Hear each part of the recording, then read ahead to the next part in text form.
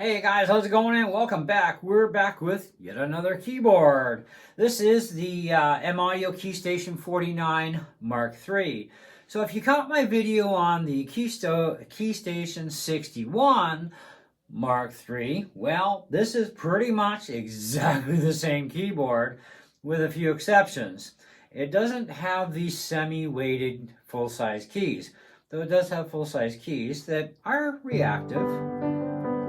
It's not like you're just pushing loose buttons or anything. They have some resistance to them. They are velocity sensitive too, so you can play really obnoxious if you want to. Now, as far as, changing octaves, I mean, you are at 49 keys as opposed to 61, which in some cases you'd still have to change your octaves, but you can do that on the fly.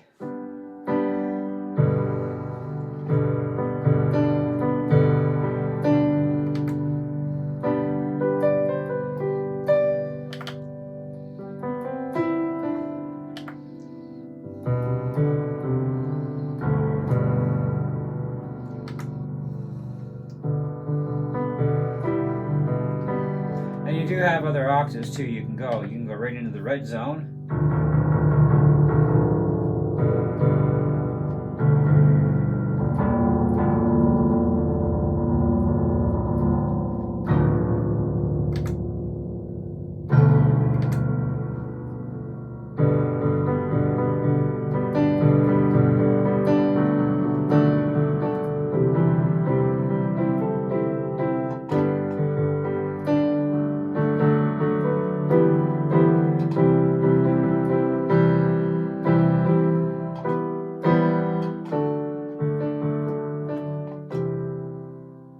So I'm going to keep this video a little shorter. We're not going to go through too many sounds.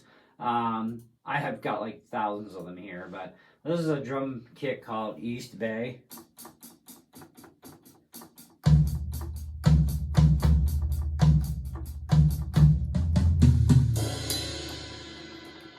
And there's a starting and a stopping point, obviously.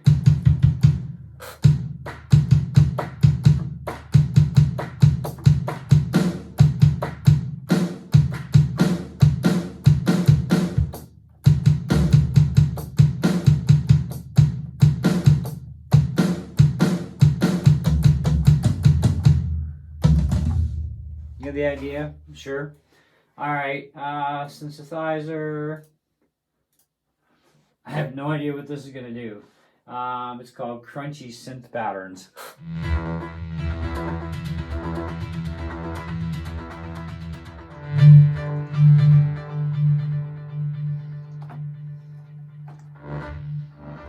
That's pretty gross. Dark Moody Waves. Oh, that's kind of neat.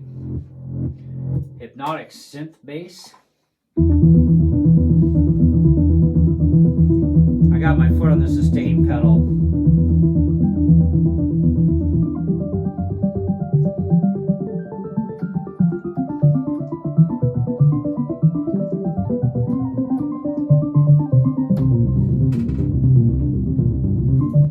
Liquid Light.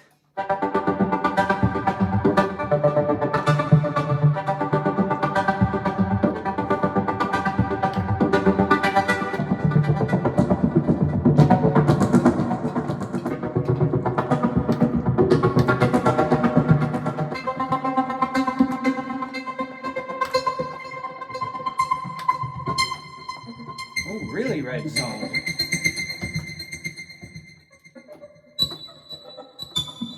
You can get right up there. But when they're both at green, you're at the balance of the keyboard. All right, so let's talk a little bit about this little puppy. So we do have 49 keys, 49 notes. Keyboard controller. MIDI keyboards are really cheap. Why buy a digital keyboard if you're just going to go to your computer anyhow, right? MIDI keyboards, very ideal. And some of them actually fit on your desk quite well, like this one. The 61 key keyboard we looked at from Keystation from M-Audio, that's also a Mark III, and the price is about $219 Canadian. This is $129 Canadian, which is actually a pretty good deal. I had the Nexstar 49, which also is pretty nice. A little bit different price, but this seems to offer things that it did not. And M Audio does seem to be a little bit higher tier quality than the Nexstar. I can compare my brain even to remember it. And I also looked at it today. I had actually thought about, just re-renting it as well, just to see if I could reattach to it or not. But I'm thinking, after playing even this one, no way. I'm kind of like an M Audio kind of guy now when it comes to these little toys. Anyway, you don't have any limits other than your imagination and the available effects that you can run MIDI with, okay? You can do all kinds of mentally crazy stuff with these things, and the investment's not that bad. This one actually fits my desk absolutely perfect. The 61 key had a little bit of overhang on either side if I was to, even up the space. And what I'm after is something that will fit on my desk, period, and not overcrowd stuff. And I did actually look at a Yamaha digital keyboard. There was, obviously more money, and I thought, well, I get all those built-in effects, but then I don't like how the keys reacted. And of course, it's a lot more money than even the 61 key version of this. And I'd be using mostly MIDI anyhow, so why not just get a MIDI keyboard, save a can load of money, and get something actually really nice, better feeling, etc., etc. You know how it works, right? So I will say that, although I can't say that I'm totally attached to this yet, we still have one more keyboard to go through, and then I'm going to be making my decision, and then I will call up Long McQuaid and say, out of the 3, I'll take this one, and I'll be returning the other ones like tomorrow or something. I don't want to have to sit here and go through all these features of every keyboard. Although, mind you, with the 49 and the 61, whatever I learn on it is exactly the same as this. But the keys are still nice on this one. I like how they rebound. They're nice, and they do have some stiffness to them. They're not loose feeling at all, and they do have a pretty good rebound as well. So I will say that they're well done. Okay, not as nice as the semi-weighted keys on the 61 key keyboard, but then again, if you want more and you're willing to pay a little bit more, you also get better key system too, right? So it all works together. The more you pay, the better you get, right? Not always, but in this case, yes. All right. Now, for the fact that this thing is only $129 to the 61 key version here being $219, I mean, it is kind of your thing. Will it fit? In my case, the 61 fits the desk just, and this thing definitely fits without any hassle whatsoever. It's just a matter of me deciding which keyboard is going to be best suited for my requirements. But like I said, we still have one more keyboard to look at that is way different than this one or the 61 key version of the Mark III. However, if this is something you're looking for, it's a very good keyboard, and it's budget minded too, which is good. You still have your modulation, you still have your pitch control stuff, and anything that'll use the modulation for sound, it's active, right? Pitch is pretty much active on everything so far. But definitely nice though, definitely liking these things. Doing a pretty good job. I'm just trying to figure out where I'm going here with this one. I thought it was on the right one, but apparently not. So MK3 49. 49, da-da.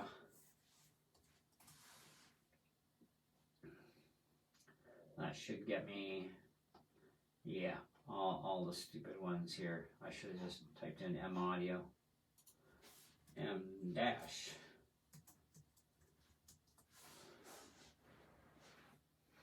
Come on, the survey says.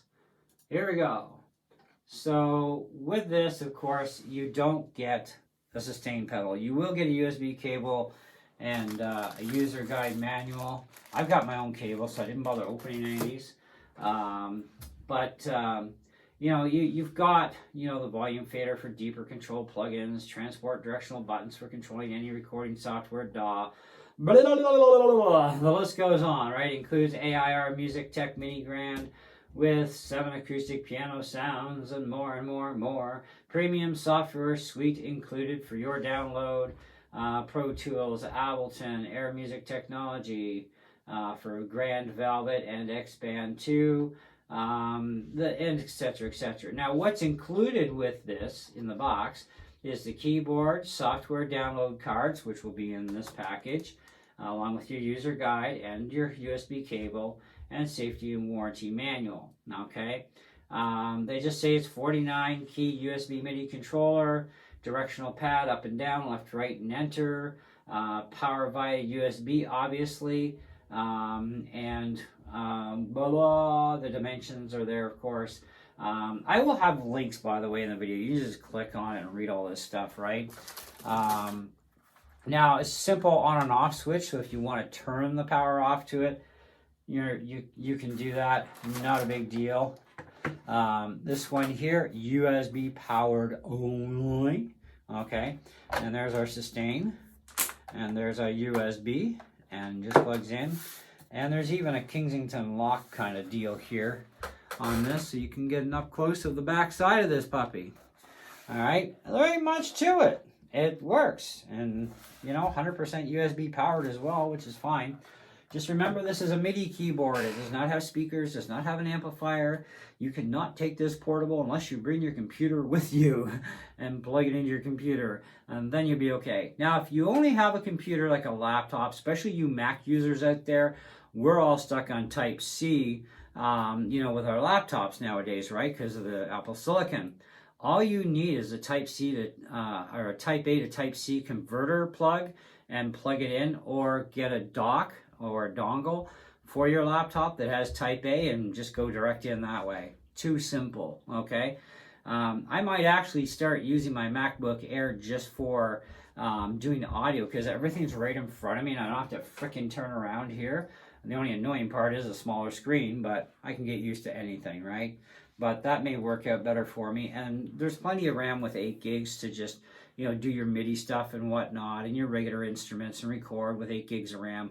You can do that, not go into virtual swap, unless you're doing like a bazillion files. That's different. But anything I'll ever do, I can easily get away with the 8 gigs of RAM that's in this thing. I may have to go to an external drive pretty soon, though. I'm starting to fill things up a bit. But either way, I think it's a fantastic little machine for the money. It does have nice responding keys. They don't feel cheap. They do have tension to push down. They are velocity sensitive. But I do highly recommend a sustain pedal. The pedal I'm using, this is all metal construction. It's made by Yamaha. You can beat the snot out of this thing all you want. You're not going to hurt it, okay? It is not going to be hurt that easily.